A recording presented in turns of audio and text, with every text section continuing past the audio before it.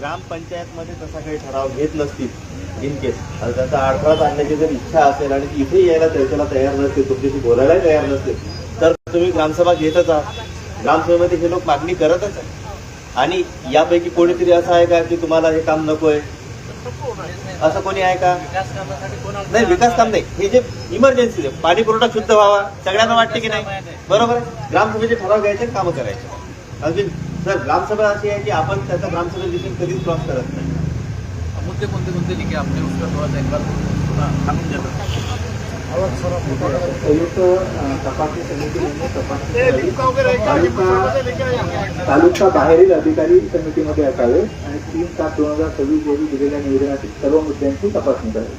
संयुक्त तपासणी समितीचे अहवालामध्ये दोषी आढळून आल्यास त्यांच्या विरुद्ध कारवाई करावी. तपासणी समितीने कालबद्ध कालावधीमध्ये तपासणी करावी. गावातील स्वच्छता, नाली सफाई हे कामे 15 दिवसांमध्ये करावी. पानी लीकेज का भी मेंटेन करते हैं. कचरा गाड़ी वो नियमित साफ सफाई होती है. अपन लीकेजचा मुद्दा घेतला होता सर, इसके अंदर एक बहुत सीरियस इशू क्या है कि ये 40,000 की आबादी है. हाँ, लीकेज घेतला गया सर, जनसंख्या अभी करीबन 40,000 होगी गाँव की, और सफाई कर्मचारी जो नालियां साफ करने वाले सिर्फ 2 लोग हैं यहाँ पे. इतनी खतरनाक परिस्थिति है ये. 2 लोग अगर एक गली में आ जाए ना तो 3 साल के बाद दिखते भी नहीं.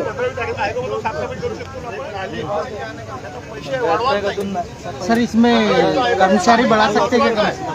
कर्मचारी बढ़ाने के बाद कम से कम 6 कर्मचारी होते.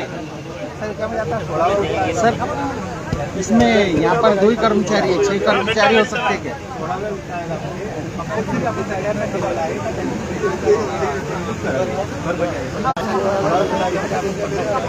आरक्षित ठेवलेली आहे स्वच्छता आणि पाणी पुरवठा. तर त्याच्यामध्ये आपल्याला मेंटेनन्स आणि जे कर्मचारी लागतात त्या कर्मचाऱ्यांसाठी आपण सगळ्या ग्रामपंचायतीला कंपल्सरी त्याच्यामध्ये बघूया.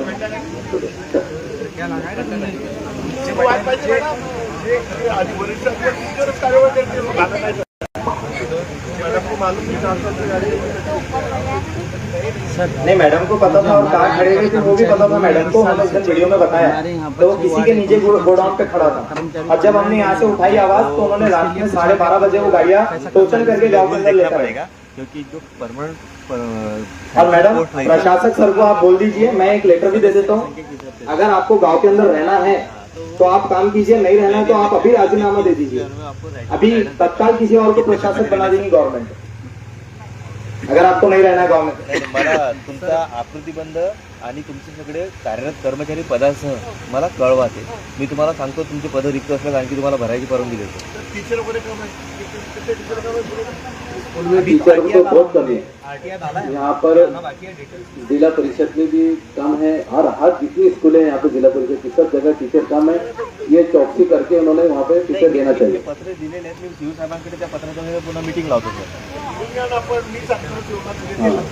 और दूसरा सर ये है यहाँ पे जो पीएफसी है, पीएफसी के अंदर भी कर्मचारी कम है, बहुत ज्यादा कम है.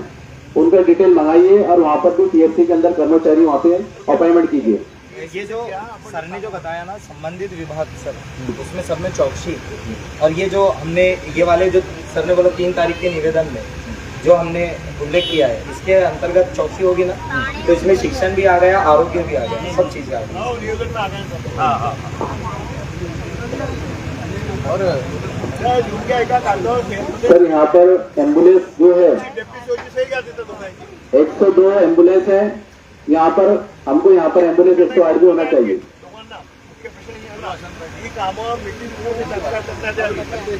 आदेशाचं उल्लंघन केल्यावर तुमच्यावर कारवाई करण्यात यावी. मी येतो, फोटो काढून देतो. पत्र द्या डायरेक्ट. सर यहाँ पर एम्बुलेंस जो है 102 है, 108 भी एम्बुलेंस यहाँ पे होना चाहिए. इसी को इसमें लिख के लो. और सर अर्जी के हिसाब से जो अर्जी में नहीं है वो एक चीज मैं बताता हूँ सर आपको प्लीज, कि जन्म दाखिलों को लेकर जो लोगों को समस्या 5 साल से पेंडिंग है, 2 साल से पेंडिंग है. मैडम आपको भी मालूम है, आप पता कर लीजिए प्लीज. जन्म दाखिले की जिनकी आज हमने रखा है कि आज हमने कहा लोगों को कि जाके उसी लेकर आओ. और मैडम ये आपका काम है कि जब भी कोई अर्जी लेकर आए तो आप उस पर कार्रवाई बाद में करें, पहले परत उसको उसी की दे दे, आप उसकी ले ले. आप सुनिए आप मेरी बात को, नहीं मत बताइए उस दिन की कोई बात. लेकिन आपका काम है कि आप ओसी ले लें। जन्म दाखले प्रथम प्राधान्य द्यावे, लेकिन उनको जिसको जन्म दाखला होना ना उसको पैसे भरना पड़ेगा। बिल्कुल बिल्कुल, या ठिकाणची पत्नी पैसे भरण्यासाठी तयार आहे। पैसे भरने को तैयार है, लेकिन उसको मिल नहीं रहा है उसका। यामध्ये मी बोलू काय? हाँ बोला बोला बोला।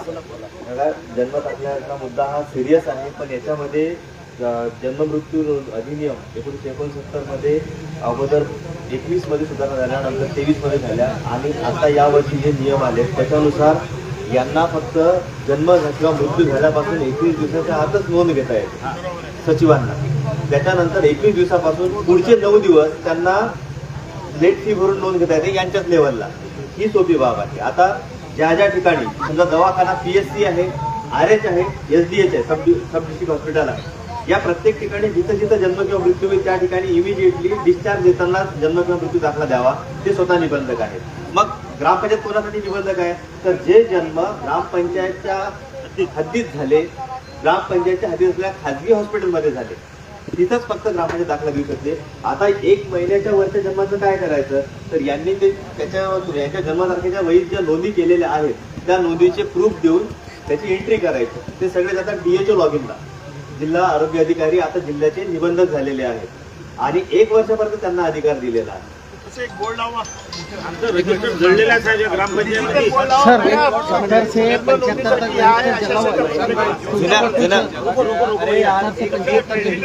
एक मिनट शांति बनाए रखे। सर क्या कहना है हमारा, ये तो जो बताया आपने हमको पता है, हमारा ये कहना है कि जो जन्म तारीख निकाल रहे हैं वहाँ से, तो उसमें उनकी की जगह जो उसका नाम है वो नाम डालना चाहिए ना। ये वैसे वापस भेज दे रहे वहाँ से, ये कैसा चलेगा?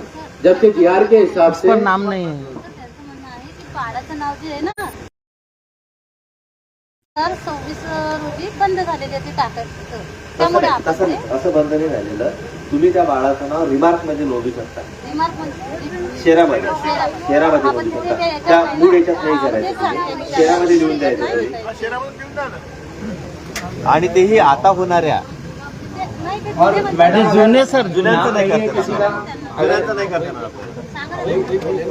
मतलब नाम खाली है, टेंडर लिखा हुआ है। तुमचं हे करून मला हे करून- नाही, नाही जुन्यांच्या नाही आम्ही काही करणार नाही मॅडम, तुम्ही घाबरू नका असं आमच्याशी। नाही, हा मुद्दा क्लिअर झाला पाहिजे भाऊ, तुम्ही त्याच्यासाठी झाला ना? माझ्याशी भांडणं करता नाही त्याच्यामुळे सांगा. नाही नाही, आप हम भांडण कशाचं भांडण करत नाही आम्ही। त्यासाठी करतो तुम्ही माझ्या नहीं ना मैडम, मैडम देखो आप हमारी मैडम, हम आपकी बहुत रिस्पेक्ट करते हैं। सुनिए, हम आपसे भांडण नहीं करते जन्माचं काय आहे की माझा मैडम, एक मिनट सुनिए तो सही। मी जब करतेच आहे. जब कोई वहाँ आता ना तो उसको भेज देते वापस, वो भेजने का हमको फर्क पड़ता नहीं।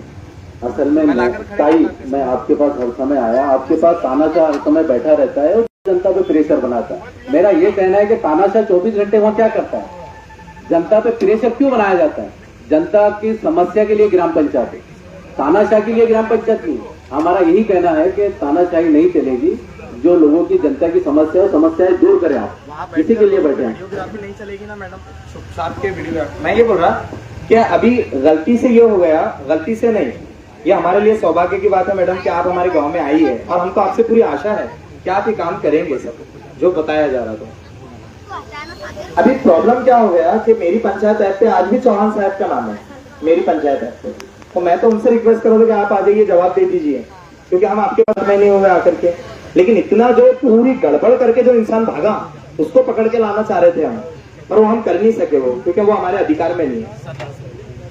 कुठे राहता मॅडम तुम्ही? लाइए उनको वापस लाइए, बेचारे मैडम पर क्या हो गया, पूरी बला एक साथ आ गई। कुठे राहता तुम्ही? थांबा. इथं राहायला पाहिजे या इथं हे काय पोस्ट आहे इथं राहायला पाहिजे म्हणून। पहले 11 किलोमीटर के ऊपर आता है, ऊपर करा है। बंद काय कहते? मैडम पानी मत पीना, आपने यहाँ का RO का पानी पीना मैडम। 17 किलोमीटर नहीं, आता मैडम शुद्ध पानी नहीं है, बीमारी हो गया। कंपल्सरी आहे। हमारे मैडम को आपको बहुत रिस्पेक्ट है, लेकिन गलती हो गई। अभी चौहान साहब ने होना था, क्या नाम था उनका? उनका नाम लेना चाहता हूँ वीडियो में। मॅडम कर्मचारी किती विनोद चौहान, विनोद चौहान ने रहना चाहिए था अभी फिलहाल। दोन सफाई कामगार आहे, पाणी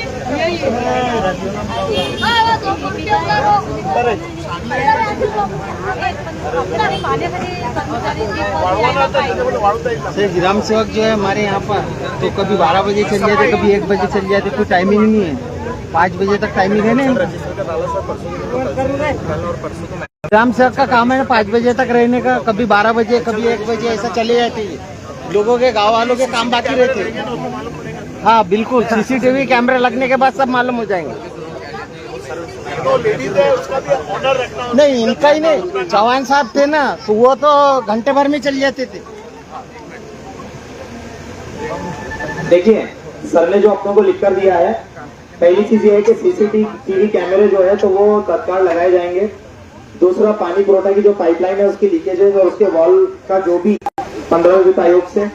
तीसरा ये है कि नवीन नल योजना, ये जो पाइपलाइन अपनी नई बैठ रही है कि किस क्वालिटी की बैठ रही है, इसकी गुणवत्ता क्या है और किस योजना के तहत कैसे बैठ रही है हाँ, तो वो उसकी चौकसी और दोषी जो उसके अंदर ठहरेगा उसके ऊपर कार्रवाई।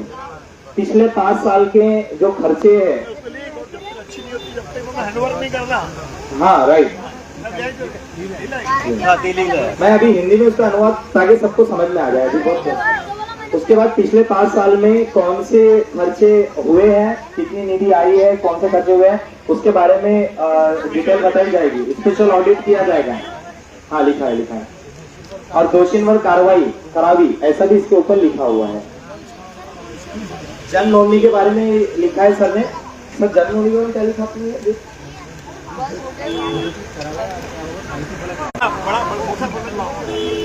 यस, जन नोंदणी जो दिए हुए टाइमलाइन में कराई जाए और एक बोर्ड लगाया जाए ग्राम पंचायत में।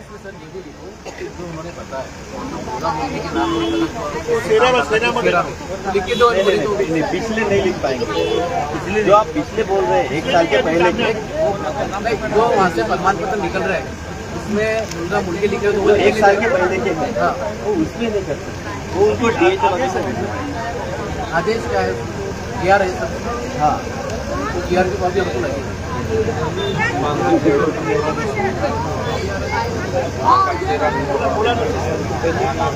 उसके बाद जो छठा एक्शन कमेटी का जो हमने डिमांड किया था, उसके अंदर पीपलगांव धामगांव के कोई अधिकारी नहीं रहेंगे, उसका पतक बाहर से आएगा, बुल्ढाना जिले से बाहर से उसका पतक आएगा। और 3 तारीख को जो हमने निवेदन दिया था उसके अंदर जो विभाग उसके अंदर आते हैं उसके तहत जाएगा। उसके बाद ठीक है, उसके ऊपर जो कार्रवाई में जो दोषी पाया जाएगा उसके ऊपर कार्रवाई की जाएगी। ग्राम पंचायत अधिकारी यानी मुख्यालय राहावे। अच्छा सर, ये अधिकारी के साथ प्रशासक भी लिख सकते थे? नहीं, वो तो गाँव की अब गांव का होना चाहिए। हमारा वही तो है कि मेरे शहर उतर कर जमीन पर हवा में घूमने से पाँव में छाले नहीं आते, फॉर्चुनर में घूमने से और पूना की सड़कें देखने से। बेटा चीटा मत मारो, चीटा मार के कोई फायदा नहीं। यहाँ पर अभी देखो पॉलिटिकल रैली नहीं चल रही है, ये अपने अधिकारी आए हुए अपने ही फायदे के लिए आए हुए ताकि अपनी समस्याओं का समाधान हो सके। लेकिन जो इंसान फॉर्चुनर में और पूना की बड़ी बड़ी सड़कों पर घूमता है उसको पीपल गांव से कोई लेना देना नहीं है। ऐसे प्रशासक को आप लोग ध्यान में रखिए, थोड़ा सा इलेक्शन भी आने वाले हैं, नजर में रखिए। ये आपकी जिम्मेदारी है, ये आपकी जिम्मेदारी है। और फिर भी आपने देखना है क्या करना है तो बहरहाल फिर स्वच्छता व नाली सफाई काम करावे। जो बड़े बड़े ब्लॉकेज है उसके बारे में भी हम बताएंगे इनको। मैडम हम आपको बताएंगे जो बड़े बड़े ब्लॉकेजेस है पहले उसको साफ करिए। उसके बाद घंटा गाड़ी जो है वो शुरू करी जाएगी और नियमित तौर पर उसको चलाया जाएगा घंटा गाड़ी को।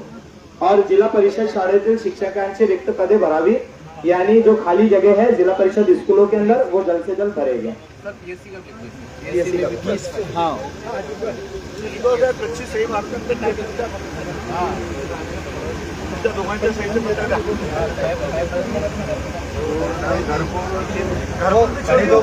बता देंगे वो साफ करेंगे।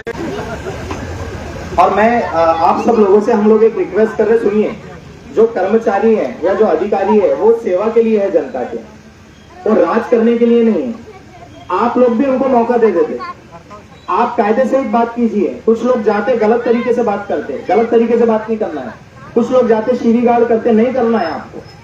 आपका एक तरीका है और संवैधानिक तरीके से आपको चलना है।